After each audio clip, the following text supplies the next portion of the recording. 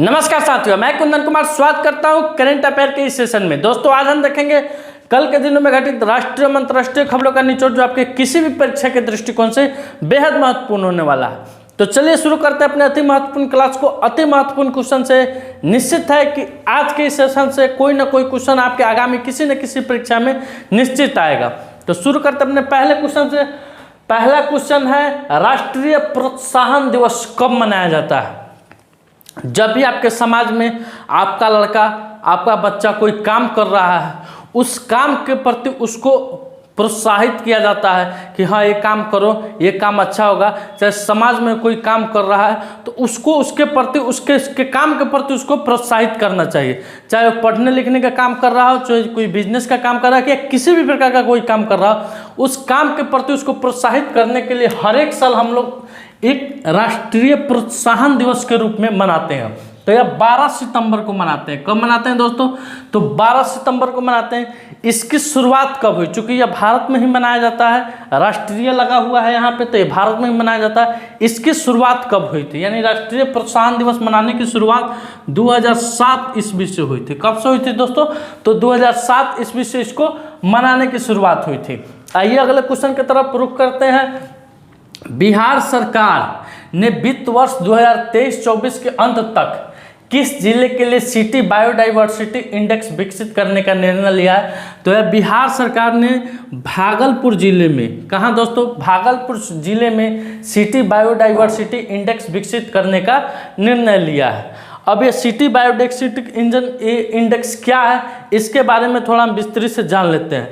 तो यह इसके स्थापना हो जाने से वन्य जीव अभ्यारण्य, यानी बिहार में जितने भी वन्य जीव है, जैसे वाल्मीकि नगर हुआ, भागलपुर हुआ, और जितने भी पर्यावरणीय क्षेत्र है, उन सभी को बढ़ावा यहाँ से देखने को मिलेगा। अब भागलपुर आ रहा है तो भागलपुर से एक दो क्वेश्चन और बता देते हैं। अभी फूड मेगा मार्ट में, यानी जो फूड मेगा मार्ट में, उसमें पहला स्थान बिहार के किस जिले को आया? तो भागलपुर जिले को आया। भागलपुर के किस आम को जीआई टैग दिया गया है? तो जर्दालू आम को, जर्दालू आम को जीआई टैग दिया गया। किस चादर को जीआई टैग दिया गया है? तो सिल्क चादर को जीआई टैग मिला है, जीआई टैग मिला है। तो ये भागलपुर से आपका दो क्वेश्चन और आ गया। आइए अगले क्वेश्चन पर। हाल ही में किस राज्य सरकार ने एक पंचायत एक बैंक योजना की शुरुआत की है? तो अभी बिहार के मुख्यमंत्री नीतीश कुमार के द्वारा बिहार के प्रत्येक पंचायत में एक पंचायत एक बैंक योजना की शुरुआत की गई है। यानी एक पंचायत में एक बैंक का होना निश्चित है। तो यह बिहार सरकार के द्वारा शुरू किया गया है। आइए अगले क्वेश्चन में।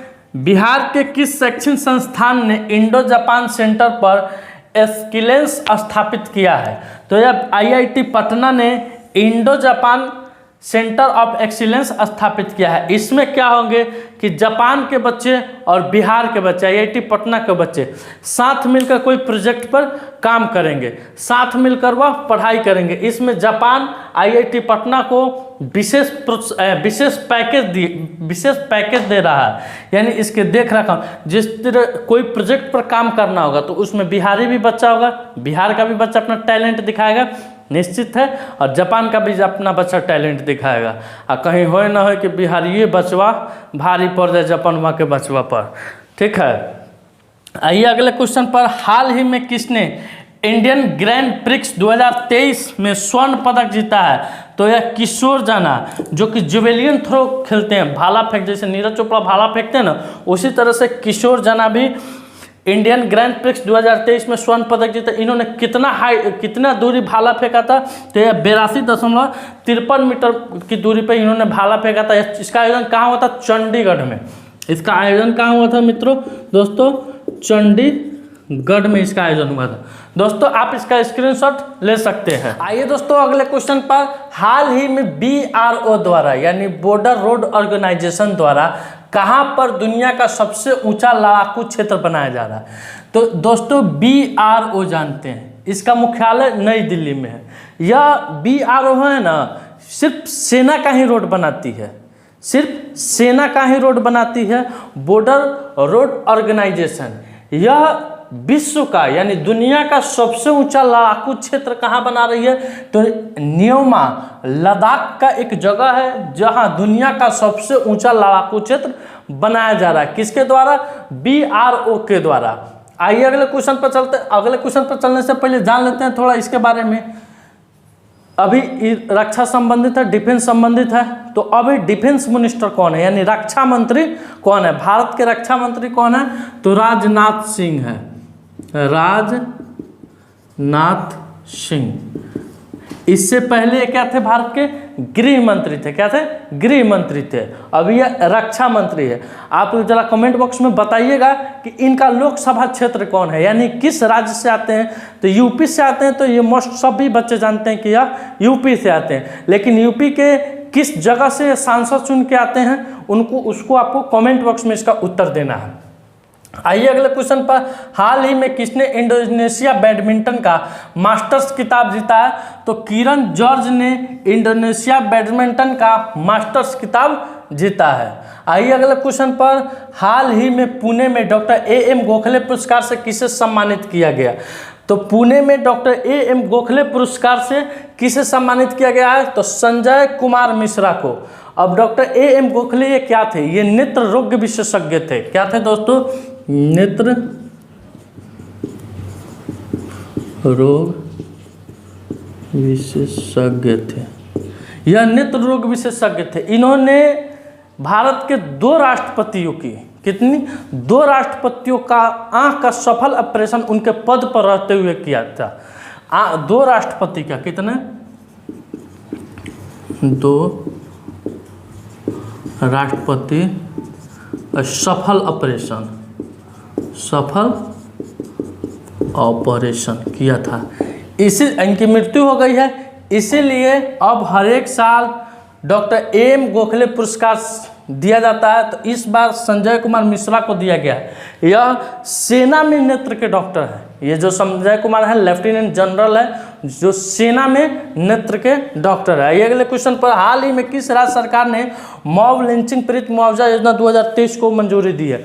तो यह मध्य प्रदेश सरकार के द्वारा। किसके द्वारा? मध्य प्रदेश सरकार के द्वारा कैबिनेट में एक बिल पास किया गया है जिसमें मॉब लिंचिंग को, मॉब लिंचिंग क्या होता है दोस्तों?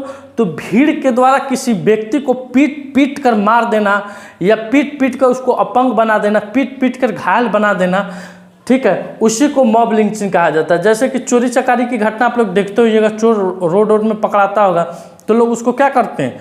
पीटने लगते हैं। पीटते या तो घायल हो जाता है या मर जाता है। तो उसके लिए मध्य प्रदेश सरकार ने एक मॉब लिंचिंग पीड़ित मुआवजा योजना 2023 को मंजूरी दी है, जिसमें मॉब लिंचिंग से जो भी पीड़ित व्यक्ति होगा, जो परिवार होगा, उसे 10 लाख का मुआवजा दिया जाएगा। कितना का मुआवजा दिया जाएगा? तो 10 लाख का मुआवजा दिया जाएगा। इसमें किसी जाति धर्म को नहीं जोड़ा गया है, यानी उस परिवार को कोई जाति से हो, कोई धर्म से हो, कोई मजहब से हो, उससे मतलब नहीं है। अगर वो मॉब लिंचिंग का शिकार हो रहा है तो उसे 10 लाख का मुआवजा दिया जाएगा। आइए अगले क्वेश्चन पर चलते हैं। किस देश के PM द्वारा ग्रीन क्लाइमेट फंड के लिए $2 अरब की सहायता की घोषणा की गई है? तो यह ब्रिटेन के PM ऋषि सुनक के द्वारा। किनके द्वारा? ऋषि सुनक के द्वारा ग्रीन क्लाइमेट फंड के लिए, यानी जो देश पर्यावरण पर काम नहीं कर रहे हैं या पर्यावरण पर काम करने के लिए उनको आर्थिक सहायता की जरूरी है, उनके पास उतना पैसा नहीं है कि वो पर्यावरण पर काम करें, उन देशों के लिए ब्रिटेन के प्रधानमंत्री ऋषि सुनक जी के द्वारा $2 अरब की सहायता की घोषणा की गई है। आइए अगले क्वेश्चन में। G20 नेताओं ने किस विकास संधि को अपनाया है?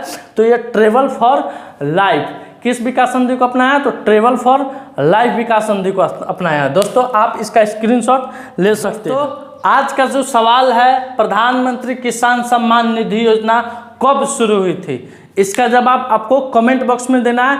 इसके बारे में डीपली जो भी आप लिख सकते हैं वो कमेंट सेक्शन में जाकर लिखिएगा। दोस्तों आज का सेशन मेरा यहीं समाप्त हुआ। अगर यह वीडियो आपको अच्छा लगा हो तो वीडियो को जरूर लाइक कीजिएगा, शेयर कीजिएगा, और जो भी सुझाव हो आपको अपना वो कमेंट बॉक्स में जरूर दीजिएगा। मिलते हैं आपसे अगले वीडियो में, तब तक के लिए धन्यवाद। भारत माता की जय।